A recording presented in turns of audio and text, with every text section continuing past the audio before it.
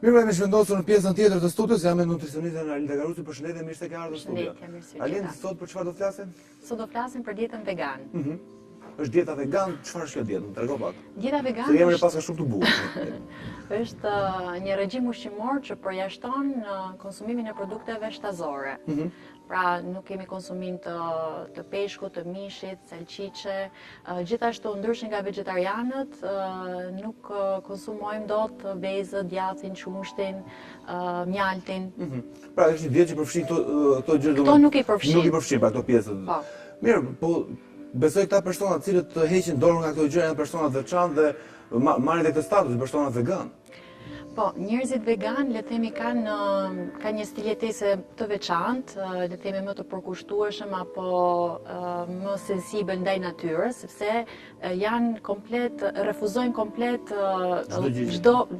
çdo formë të shfrytëzimit të kafshëve. Dhe në fakt, të gjitha këto produkte që përmenda, produkte shtazore apo vezë, qumshti, mjalti e tjerë, janë të gjitha produkte që vijnë nga forma të ndryshme, domethënë nga vuajtje apo deri në vdekje për kafshët. Dhe këto ato nuk i lejojnë, kështu që konsumojnë. Mirë, po të hyshu hov, që në gjithë ushqimor i bie që edhe barin ose këto gjëra që ata mund t'i marrin për të konsumuar, i bie që janë ushqim për kafshët këto, por megjithatë do të flasim edhe për efektet që ka. Dhe mua më bën shumë përshtypje që të heqësh mishin, të heqësh qumshtin, mjaltin, ato gjëra që janë, le të themi, për ne janë bërë jetike dhe janë përderisa kanë dalë, janë gjëra që njerëzit duhet t'i konsumojnë. Nuk kanë efekt anësor këta persona të cilët nuk konsumojnë këto produkte për persona vegan? Deri tani në fakt nuk ka një studim shkencor që pohon apo konfirmon që dieta vegan ka efekte anësore. Biles që në vitin 1987, ADA apo American Diet Association ka theksuar se një dietë ekuilibruar vegane arrin të plotësojë nevojat fiziologjike që ka njeriu dhe biles është e përshtatshme për gjitha moshat, por duhet të kemi pak më kujdes kur jemi gjatë shtatzanis apo gjatë ushqyerjes me gji, moshat e treta dhe adoleshenca, sepse mbase në këtë faza të ciklit nuk është mbase komplet 100% ajo marrja e vlerave nutritive dhe shpesh rekomandohet që të merret integrator hekurje apo vitamine B12. Mirë, por kur është momenti, domethënë mosha ideale për të bërë një person vegan, sepse nuk besoj se njerëzit lindin kështu, Jo, njerëzit nuk lindin. Është një zgjedhje tyre të cilët bëjnë një moshë pak më madhore. Është zgjedhje për shkak të parapëlqimeve që kanë thjesht. E kam të kjo gjë, sepse ne thamë që për adoleshentët, për moshën e tretë, për gratë që zanë është pak problem kjo pjesa. Jo se është problem, por që duhet mbasi të ndiqet më shumë me një mjek specialist, me nutricionistin, pikërisht për të mbajtur në kontroll të gjitha vlerat nutritive. Sepse në fund të fundit dieta vegan arrin që të plotësojë organizmin me vlerat nutritive, sepse përmban furnizon shumë me fibra, me vitamina, me minerale, me acide yndyrore të mira. Prandaj normalisht nuk ka asnjë efekt anësor. Pse në ditët sot më shkaq që suksesshme si dia dhe njerëzit, domethënë një pjesë e mirë janë thyer në vegan, janë njerëz të cilët e zbatojnë. Jo vetëm si dietë për një afat kohor, por janë kthyer në gjithjetën e tyre dhe ndërtojnë si vegan. Mund të them që ai suksesi i dietës vegane në ditët tona i dedikohet përmirësimit shëndetësor që vjen nga mungesa e yndyrës së ngopur apo kolesterolit, pikërisht duke mos konsumuar produkte shtazore. Proteinat pra ushqimet me kafshëve të cilat kanë ato proteinat e larta. Dhe me qënë se është një dietë që furnizon me fibra, me vitamina, me minerale dhe me acide yndyrore, bën që organizmi jonë të jetë gjithsesi shumë mirë. Veganët duhet të kemë parasysh që të mbushin ato kaloritë ditore duke ju përmbajtur proteinave të cilat duhet të jenë 12 deri në 15% të kalorive, gjithashtu proteinat të cilat duhet të jenë lipidet të cilat duhet të jenë 25 deri në 30% dhe karbohidratet 55 deri në 60%. Në këtë mënyrë ato kanë marrur gjithë vlerat nutritive. Për mishin e këto. Dhe të një pjatë e tyre për shembull mund të jetë gjysma e pjatës, pak më shumë se gjysma e pjatës duhet ta zënë drithërat, karbohidratet, pastaj 1/3 e hapësirës së mbetur është për bishtajorit, legumet dhe pjesa tjetër që ka ngelur është për perimet, të cilat mund të jenë të gatuara, të përpunuara, të ziera. Unë kam pak të vështirë ta kuptoj këtë pjesën që mund të jetosh pa mish dhe pa këto gjëra. Ndërkohë, qumshi sojës është një produkt i cili nuk hyn Po, është për veganët, konsumojnë, po. Pra në vend qumshit që Vend qumshit të lopës, mund të përdorin qumshin e sojës. përdorin qumshin e sojës, qumshin e bajames, qumshin e orizit, domethënë Pra domethënë i kanë zvendësuar të pjesën e produkteve. Mirë, por kush janë disa produkte të tjera të cilët veganët i përdorin, i konsumojnë? Konsumojnë drithërat, përmend këtu grur, thelb, thekër, misrin, orizin, mielin kamut dhe kuskuzin. Është më mirë në fakt që këto të konsumojnë integrale, sepse kështu japin më shumë fibra, vitamina, minerale dhe acide yndyrore. Gjithashtu konsumojnë perimet, të gjitha pas një përjashtim. Është mirë që gjithmonë dhe perimet të konsumohen të stinës. Konsumojnë shumë legume, bishtajore, siç janë thjerrza, qiqrat, bizele, fasule, soj, pikërisht për të marrë proteina dhe gjithë mirat që kanë.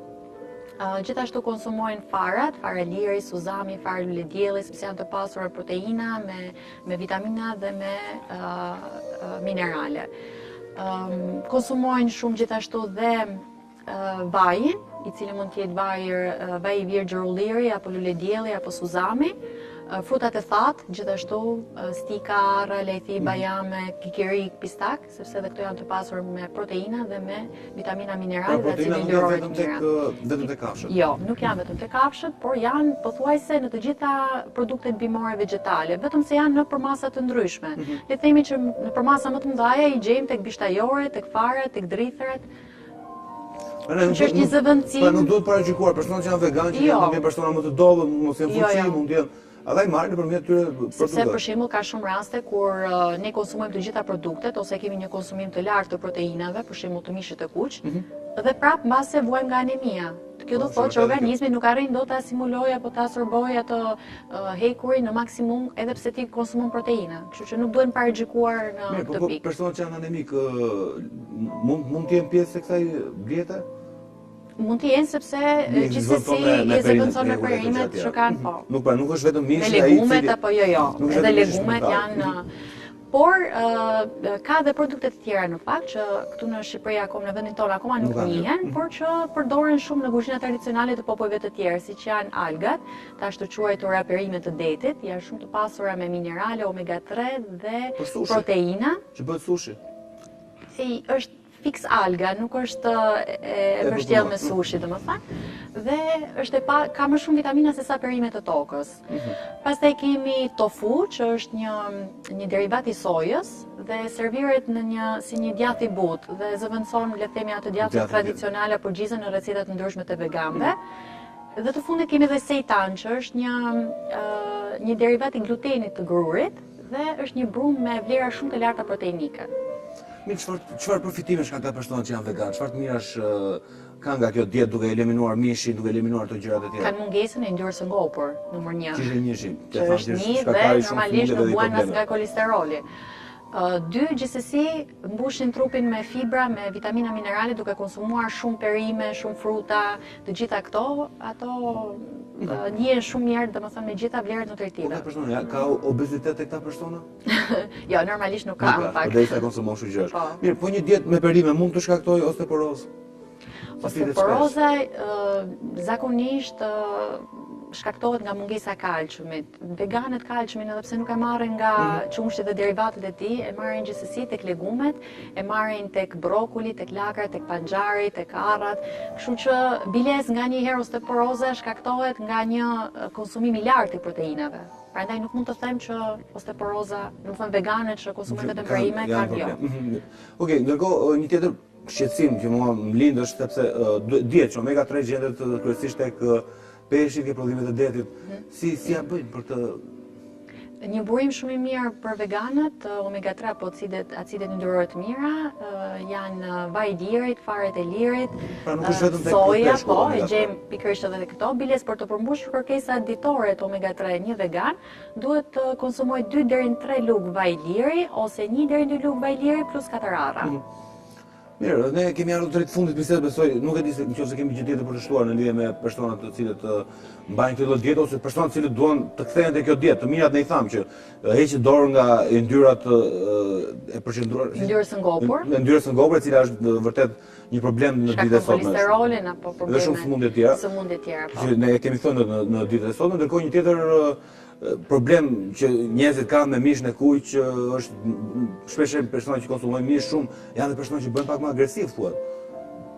Me anë të shkencës që e studion. Megjithatë, kjo që ne sapo thamë është nëse ti mban një dietë me perime me këto gjërat dhe me ato produkte të cilat nuk janë të njohura në Shqipëri, por janë në përfundet e tjera, ti i merr të gjitha vlerat dhe përveç se ke një shëndet shumë të mirë, mbron edhe në mjedisin atyre. Mbron në mjedisin sepse pikërisht zgjidhja e këtyre produkteve bimore, vegetale që natyra na ka ofruar, i bën veganët që të kenë një dëshirë apo për të pasur një mënyrë për të zbuluar dhe rizbuluar një botë të shëndetshme dhe pse jo dhe të shijshme për to.